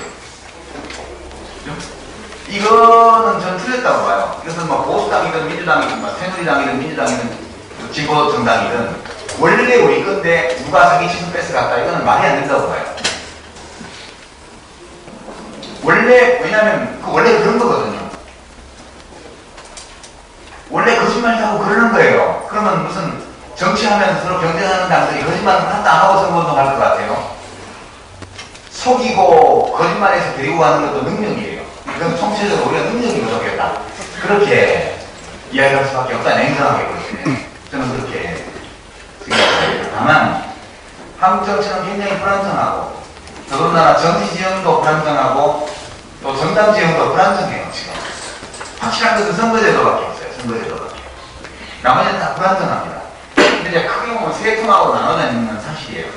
하나는 새누리당을 중심으로 한 보수 진영, 이게 하나 있고요. 또 하나는 민주당을 중심으로 한 자유주의 진영, 이게 하나 있고요. 근데 그냥 이건 노선으로만 있는 게 아니고 지역으로도 같이 있죠. 새누리당은 영남, 민주당은 호남. 그 이념성과 아울러서 지역 연고주의가 더 강력한 토대로 자리 잡고 있습니다. 왜곡되어 있는 거죠, 이게. 그 다음에 이제 그 어디에도 토대가 없는 진보당. 이렇게 세 개가 있는 거예요. 진보당 쪽은 늘 반성적일 수밖에 없어요. 이 두 당이 국회를 거의 다 장악하고 있는데 이 두 당이 거의 모든 사람을 만족시킨다면 두 당 중에 어느 하나라고. 그러면 제3의 정당이 존립할 이유가 없습니다. 근데 끊임없이 1997년 민주화 이후에 그것이 진보당이든 아니면 뭐 국민신당이든 박찬동 씨든 문국현 씨 참정당이든 뭐 안철수 씨든 끊임없이 새누리당과 민주당에 한 제3의 세력이 태동됩니다. 끊임없이. 이 현상은 두 거대 정당이 각자 만족시키는, 맞아요. 나를 대표한다고 만족시키는 유권자가 아닌 유권자가 너무 많기 때문이에요. 이 홍백, 자연히 진공을 흐름하지 않는 것처럼 권력도 홍백을 흐름합니다. 모든 것은 다 국민의 뜻이에요. 지금 뭐 아까 말씀드린 것처럼 박근혜 씨의 칠홍성 같이 보이던 그 분위기가 양자 대결, 가상 대결에서 안철수한테 지고 문재인한테 진다는 것이 지속적으로 나오면서 내부에서도 완전히 흔들리고 있지 않습니까? 문재인 씨도 지지율이 앞으로 떨어지면 민주당이 호단역 같은 건 또 하나 만들어질지 몰라요. 그 대통령 선거 기간에는 후보의 인기가 뭐 지지율이 인격이에요. 지지율 없으면 훌륭한 분이고요. 지지율을 멀리 없으면 별걸 없는 사람이에요. 지지율만 높으면 그 사람은 모든 약점도 장점처럼 보이게 되고 그렇게 묘사됩니다. 저도 지지율이 한 50% 가면 언론에서 훌륭한 경쟁 그런 것처럼 결국은 새누리당이라는 이 보수정당과 민주당이라는 이 자유주의 정당이 만족시키지 못하는 유권자가 많아질 때 그때 제3세력이 등장합니다. 이 진보당은요 그동안에 그 공간을 점유해 들어갈 수 있는 기회가 여러 번 있었어요. 그때마다 실패했죠. 2004년도에 한 번 진출했다가 2004년 분당합니다. 이번 총선에서 다시 220만 표에 10% 넘는 지지율 굉장한 겁니다. 근데 또 이렇게 됐습니다. 이것이 이제 역량의 부족이죠. 역량의 부족. 그저 국회의원 배치가 아니라 역량이 보이고 이러면 정신이 없는 거예요. 다 지가 배치죠. 이 욕망이 보수에만 있는 게 아닙니다. 그 자기 자신의 욕망을 통제하는 조직적 능력이 정당의 능력이에요. 그 내부에서 분출하는 개별적 욕망, 이것이 전체를 해치는 거역한 충돌로 이어지지 않도록 관리하면서 헤쳐나갈 수 있는 능력이 정당의 능력인데요. 이게 잘 안 돼서 새누리당도 가끔씩 엄청난 파열음이 나고 민주당도 마찬가지입니다. 문재인 후보의 지지율이 계속 올라가서 가자구도에서 박근혜 씨하고 비슷비슷해져서 한 30%, 35% 사이 가고 이러면 민주당 안에는 잡소리가 없어지게 돼요. 왜냐하면 그렇게 되면 대통령이 거의 확실해 보이기 때문에 그때부터는 다 줄 서는 거예요. 말이 언론한 것도 신뢰성이니까요. 비서실만 옛날 참모 조진호 채용고 욕심이 적다. 그렇게 됩니다. 그렇게 되는 거고요. 다 그런 겁니다. 결국 국민의 뜻이 결정하는 건데 진보당 지금까지 안타깝게도 이 큰 공백이 왼쪽에 있어요. 대한민국의 왼쪽에. 여기에 자리 잡을 수 있으려면 능력이 있어야 되는데 그 용기, 도덕성, 신념, 희생정신, 고생한 거 이거 다 인정합니다. 국민들이. 진보당 하는 사람들 막 감옥 보통 별 2개, 3개씩 다 붙었고 그죠? 뭐 노회찬 의원 같은 분은 삼성 엑스파일 때문에 지금 대법원에 목숨이 걸려있고 뭐 누구는 뭐 몇십 년간 노동을 하면서 수배를 몇 번 받았고 다 나오잖아요. 스토리가. 그 사람들 부정부패하는 사람들 아니고 괜찮다. 근데 왜 안 찍어줘요? 능력이 검증이 안 돼요. 그럼 이 야당, 진보 야당이 능력을 어디서 보이겠어요? 자기 자신을 잘 관리하는 데에서 우선 능력을 보일 수가 있는데 결정적인 곳마다 국민들이 한번 밀어주면 자기들끼리 싸워서 게임을 끝고 두 번째 상황은 저도 책임이 있죠.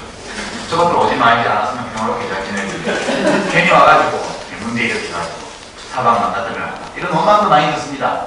당신들 아예 처음부터 안 왔더라면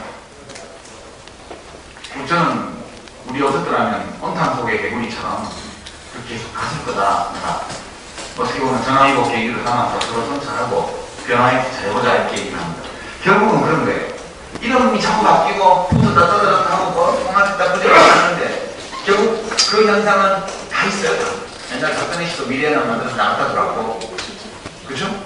거기다가 이인재씨 떨어져 나와서 국민신당 만들고 뭐 한 있잖아요. 이회창씨 나가서 자유선진당 하고 그러니까 이 혼동은 표면적인 것이고 근본적으로 보면 세 가지입니다. 하나는 보수당, 하나는 자유주의 정당, 하나는 제3의 세력. 그래서 이 제3의 세력을 진보정당이 안착을 못하니까 묵현 현상이 생기고 안철수 현상이 생기는 것이다. 결국 안철수 현상을 누가 만들어내느냐? 그는 새로운 정치 세력의 무능이 만들어진 것이다. 저는 그렇게 생각하고 우리 진보정치를 지향하는 분들이 그렇게 많은 국민을 품을 수 있을 만한 정도의 그런 넉넉한 가슴과 그다음에 많은 국민들이 직관적으로 이해할 수 있는 상식적인 행동 방식 그리고 거기에다가 지금까지 해왔던 것처럼 서민들, 사회적 약자를 보호하는 좋은 정책을 좀 더 현실적이게 다듬어서 나간다면 저는 뭐 지금까지는 어려웠지만 앞으로 가능성이 없는 것은 아니다. 왜 그러면 진보정의당 할래? 그러면 저 사람들은 자기 자신의 권력을 위해서 일하는 것이 아니고 이 어려운 사람들, 사회적 약자의 삶을 보듬기 위해서 정치하는 사람들 그거 하나는 확실하다. 지금 능력이 좀 부족하지만 한번 키워봅시다. 지금 당장 실전 투입 명령은 안 되고 싶은 그렇지면 그죠? 손흥민 선수가 요새 난리던데 작년까지만 해도 게임에 늘 나오지는 못했다고요. 지금은 리버풀이나 웨스트햄으로 이적해도 프리미어 나가도 바로 시즌 투입이라고 그러잖아요. 그게 시장의 신뢰인데 우리 진보정당들은 아직도 국가 운영이라는 실전에 곧바로 투입할 만큼의 준비가 된 선수로 인정을 못 받고 있는 거죠. 지금은 좋으니까 지지해야 되라기보다는 잘 키우면 괜찮아질 수 있으니까 크게 쓸모가 있을 수 있으니까 한번 관심 좀 가져주고 좀 키워줘 봐요. 이 정도가 우리가 할 수 있는 마케팅 메시지가 아닐까. 예, 저는 솔직히 그렇게 말씀드립니다. 예, 고맙습니다. 아까 저 출입구 쪽에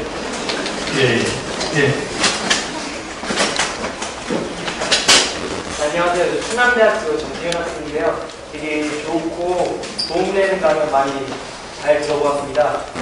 제가 드리고 싶은 질문은요. 저는 소통을 되게 중요시 여기는데 저 또한 소통을 잘 못하는 편이지만 소통을 잘하고 싶어서 그 이 자리에서 소통을 또 어떻게 하고 계신지 듣고 싶고 또 진보 정당이 되게 좋은 메시지들을 많이 들었거든요. 근데 그 진보 정당에서 좋은 것들을 추구하는데 분명히 소통도 되게 중요한 요소라고 생각을 해서 그 청년들 아니면 국민들을 위한 소통 방법이나 구체적인 비전이 있다면 그 소통 방법에 대해서 한번 들어보고 싶습니다. 참 어려운 질문이지. 학생의 질문인데 대답해야 되는데 그거 잘 못해갖고 저도 굉장히 어려워요. 이렇게. 잘 하려고 해도 이제 소통은 쌍방향이잖아요. 그러니까 내가 아무리 좋은 생각을 가지고 있고 그 사람을 생각해 주더라도 그 사람이 내가 소통하고자 하는 대상이 되는 그 사람이 익숙한 방식으로 소통하지 않으면 좀 어려운 것 같아요. 그러니까 이게 제가 이제 주로 글로 소통하거나 그런 말로 하거나 뭐 행동을 하거나 보통 그렇게 하는데 이게 간단치가 않아요. 실제로. 그러니까 제가 어려움을 느끼는 것은 이렇게 하면 잘할 수 있다는 말을 못하겠고요. 이렇게 어렵더라 이렇게 얘기하면 오히려 도움되지 않을까 싶은데 그 사이클을 잘 못 맞추겠는 거예요. 그러니까 제가 중요하다고 생각하는 문제가 있고 이 문제가 이렇게 되면 이런 원인이 있고 그런 생각이 있어요. 근데 그거를 이야기를 해보면 접수가 안 된 생각이 듭니다. 그러니까 사람들은 좀 다른 방식으로 생각하는 것 같아요. 그 문제에 관해서. 그런 느낌이 올 때가 많습니다. 그리고 이제 제 경우에는 특별히 문제가 있는 것이 제가 이제 시사평론을 오래 했었잖아요. 시사평론을 오래 이제 하다 보니까 매사에 이렇게 객관적으로 쭉 떼놓고 그걸 보고 말하는 습관이 이제 몸에 익은 거죠. 그렇게 사람들이 되게 기분 나빠하더라고요. 열린우리당 시절에 그게 제가 특별히 악의가 있어서 그렇게 한 게 아니고 그냥 냉정하게 봅시다 우리 문제를 그렇게 얘기를 하면 엄청 기분 나쁜 거예요. 네. 한 예를 들면 이런 거예요. 어떤 젊은 후배 의원이 찾아와서 대선을 도와주고 막 걱정을 하는 거예요. 이명박 이 대통령 되기처럼 한다고. 그래서 되면 어떤데? 그래서 되면 어떤데? 국민들이 보면 되는 거지 뭐. 그때는 이미 뭐 어떻게 할 수가 없는데요. 12월 한 초쯤 돼서 배경이 뭐예요? BBK가 소용없고 아무것도 소용없는데 내가 보기에는 그냥 국민들이 원해서 이명박 찍는 것 같다. 못 막는 것 같다 이걸.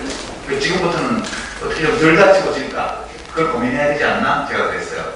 그런 말도 기분 났어요. 칠 때 지더라도 유도에서 한판 패할 때 낙법쳐서 잘 떨어져야 안 다치지. 안 떨어지려고 고등대다 보면 어디 편안한 꺼져가고 1년 동안 경기 못 나가요. 그러니까 이럴 때는 너무 안 떨어지면 한판으로 한판 패로 너무 안 되니까 잘 떨어져야 된다. 그래야지 다음 대회에서 좀 써볼 거 아니냐. 뭐 할 수 없지 뭐 이런 거 뽑으면 어째 뭐 어떡하겠어. 국민이 뽑는데 그랬어요. 그 후배 정치인이 불쌍해서 그러죠. 뭐가 불쌍한데 국민들이 불쌍하죠. 생각해봐요. 무슨 일이 생길 거겠어. 야 우리가 더 불쌍해. 그때 열린우리당 기여가 140 180명 됐는데 이제 내년 4월 되면 이 국회의원 사무실 반 비워야 돼. 내가 그랬어요. 지금 140명쯤 되는데 70명밖에 못 살아남을 거야. 내가 볼 때는 많이 살아남은 80명. 절반이 실업자야. 국회의원실마다 7명씩 보좌관들 다 실업자야. 우리가 지금 불쌍해. 국민 걱정할 때가 아니야. 우리 걱정할 때야. 제가 이렇게 얘기를 했어요. 되게 기분 나빠하는 거야. 근데 그게 나쁜 뜻이 있어서 하는 말이 아니고 패배를 받아들이자고 하는 이야기예요. 패배를 받아들이고 그러나 이 이명박의 승리는 옳은 선택이 아니기 때문에 반드시 국민들이 그 선택을 만회하려고 할 게 올 거다. 그러니까 이번에는 지고 집에 품격 있게 지고 막 쓰지 말고 품격 있게 지고 우리가 옳다고 생각하는 걸 그대로 말하고 지금 안 믿어줬으면 후회하실 거예요. 그렇게 말하고 그러고 나서 몇 년 지나가서 그거 봐요. 제가 그랬잖아요. 이렇게 하면서 다시 붙을 수 있는 거다. 그런 취지로 얘기를 했는데 회의에서도 제가 그렇게 한번 얘기했거든요. 네, 그랬더니 패배주의 시작해서 그 현장에서 곧바로 선대위 회의에서 정동영 미워하니까 싫어하니까 저런 소리는 아직부터 그런 거 아니었거든요. 누구 싶고 좋고 안에 넘어가는 편이에요. 그때는 이 국민들의 선택이 갖고 올 결과를 예측하면서 그 다음 우리가 명분있게 다시 일어설 수 있는 방법을 찾아야 되는데 그야말로 패닉 상태에서 왜 국민들이 못하는데요. 국민은 자기가 원하는 걸 가지는데 국민이 이명박을 원했잖아요. 자기가 원하는 걸 가졌잖아요. 가지고 결과를 봤잖아요. 그럼 이제 다른 선택을 할 거 아니에요. 이게 민주주의의 정상적인 과정이라고 저는 생각합니다. 이명박 대통령은 아주 훌륭한 민주주의의 반면교사, 반면교사로서 이런 사람 보면 절대 안 된다. 그런 거를 보여준 사람으로서 예, 우리 민주주의가 얼마나 취약한지 그런 것도 잘 보여준 사람입니다. 나름 역사에 기여하는 사람입니다. 감옥에 보내는 반대합니다. 소송이니까 제가 이 얘기를 하는 거는 소송을 할 때는 상대방한테 맞춰야 되는 거예요. 그래, 국민들 걱정이다, 그렇지. 그렇게 얘기를 하고 나서 이야기를 해야 되는데 제가 이 국회의원 임기가 다 끝나고 백수가 되고 났어야 그게 문제였구나. 이렇게 알게 되었습니다. 그리고 이제 한 가지 팁만 드리면 저 누가 들은 얘기인데요. 저한테 좀 유익했습니다. 뭔가 말을 하거나 상대방과 소통할 때 특히 말이 늘 말로 소통하니까 말이나 글로 그럴 때 세 가지를 따져보고 하래요. 첫째, 옳은 말인가? 둘째, 지금 할 필요가 있는 말인가? 옳은 말이라고 할 필요 없으면 하지 말래요. 세 번째, 옳고 필요한데 친절한 말인가? 옳고 필요한 말도 불친절하게 하면 소통이 안 된대요. 제가 이 세 번째 엄청 많이 우리 질문하신 한테는 절대 그렇게 하지 마십시오. 네, 친절하게. 예, 그 안경수만 둥그러진 게 아니라 하는 데는 까칠함이 둥그러지고 상당히 부러워짐을 좀 느끼시죠? 네. 이유가 뭔가 우리끼리 얘기할 때 많은 시련과 그걸 통해서 이제 좋은 거 아니야, 현실이다 이렇게 얘기했던 그런 유시민을 오래도록 소통하면서 즐기면서 사랑하는 좋은 방법입니다. 밖에 입당하면서 있거든요.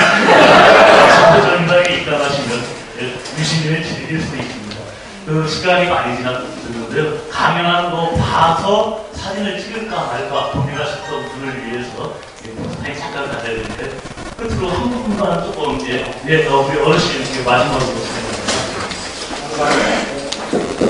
오늘 유시민을 때문에 이 시간에서 제가 들어가겠다가 이번에 한 가지만 해드리겠습니다.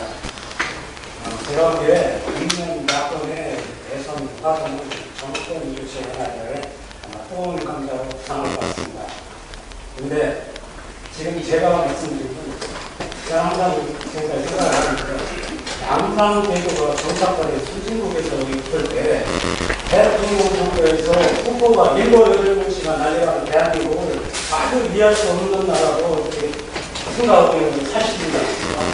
저도 시민세대 입장에서 말씀드릴 때 아무리 그래도 선언명으로까지 근사한 결과라고 생각하는데 그 점에 대해서 어떻게 생각하십니까? 예, 저는 별로 많다고 생각을 안 하는데요. 이제 근데 문제는 제도에 있죠. 후보가 많은 게 문제가 아니고 이제 프랑스는 결선 투표가 있잖아요.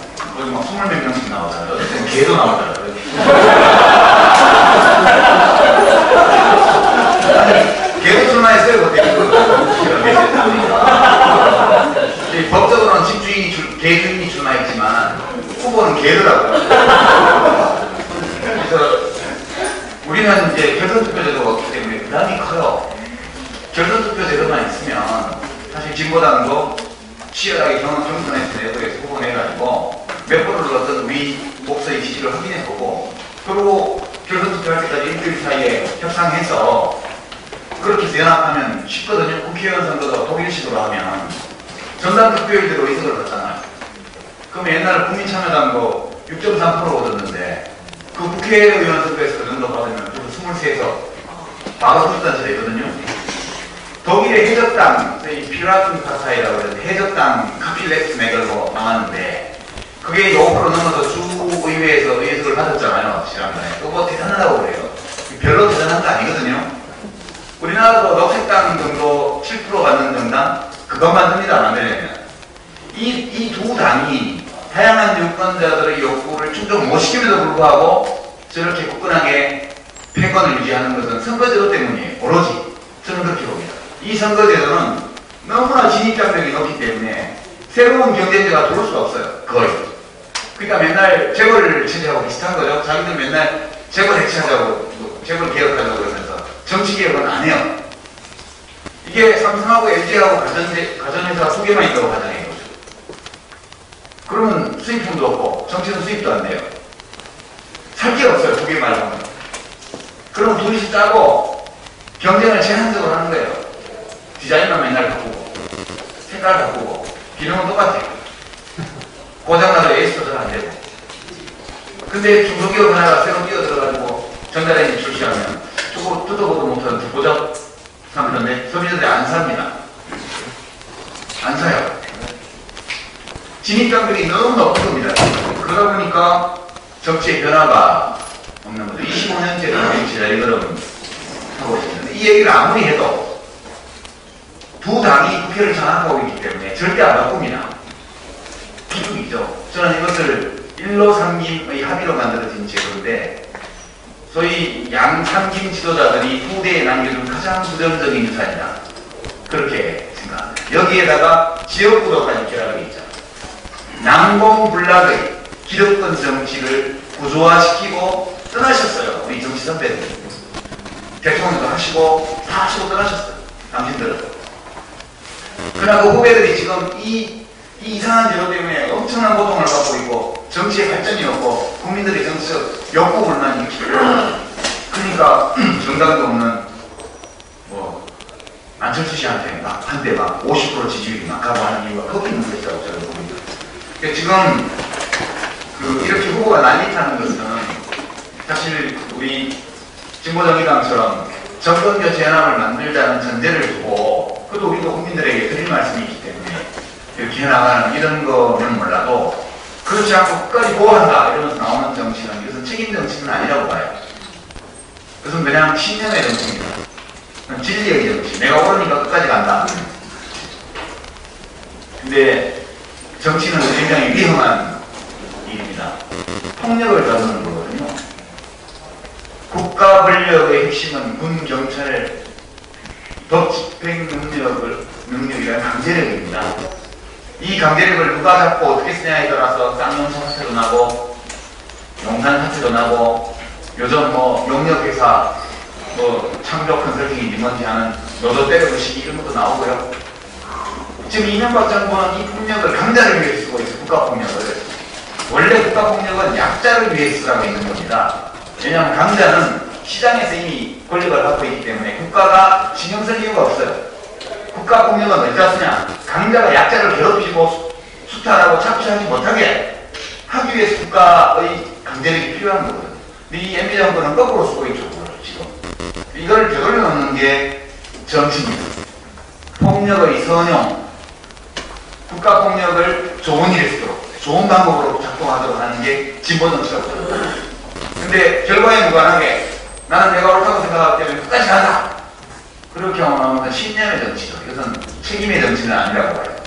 또 그 자기 자신의 신념의 정치의 결과가 이렇게 국가 권력을 또 시장에서 강자를 위해서 편파적으로 사용하는 정권을 탄생시킨다? 그것이 예측 가능하다 이럴 때 끝까지 가는 것은 저는 죄악이다. 그렇게 생각합니다. 좀 끝까지 간다 이렇게 하면 신나죠? 폼나고 막 약간 비장미도 있고 영화로 치면 홍콩 로아드 분위기도 좀 있잖아요. 장렬하게 이끌어 전사하는 그럼 우리는 지금 그런 영화를 찍으면 안 돼요. 우리는 홈드라마를 찍어야 돼요. 해피엔딩으로 끝나는 영화로 치면. 그렇기 때문에 저는 이렇게 신념의 정치를 위해서 출마하는 분들 끝까지 가도 괜찮다고 생각해요. 그것도 또한 국민들의 평가를 받을 것이기 때문에. 그러나 우리가 정말 대중적 진보정당, 국가를 운영할 능력을 인정받는 진보정당을 하고 싶다면, 그렇다면 이 정치라는 이 폭력을 다루는 위험한 직업, 또 위험한 사업에 걸맞는 아주 큰 책임의식을 가져야 한다 이렇게 믿습니다. 그래서 저는 결선투표를 도입했으면 좋겠어요. 대통령 선거에. 누구나 다 나올 수 있게요. 그렇게 해서 1차로 쫙 들어오고 나서 일주일 후에 한 번 더 이런데 투표하면 되는 거다 이렇게 보고 저는 안 고쳐주는 국회 앞에 1인 시위를 하는 거 가져도 하여튼 두서없이 답변드리면 더 많이 나와도 괜찮다고 생각해요. 그리고 사실 그런데 두 당 후보 빼면 안철수 씨처럼 저렇게 강력한 지지층을 새로 획득한 분 아니고는 의미는 별로 없지 않습니까? 저는 국민들이 알아서 할 것이다 생각하고 우리는 통합진보당 시절에 책임 정치를 하지 못했다 그런 반성을 많이 하면서 진보정의당에서는 몸집은 작고 힘은 없어도 책임지는 자세만큼은 새누리당, 민주당보다 더 크게 책임지는 자세로 정치에 임한다 그렇게 생각하고 있습니다.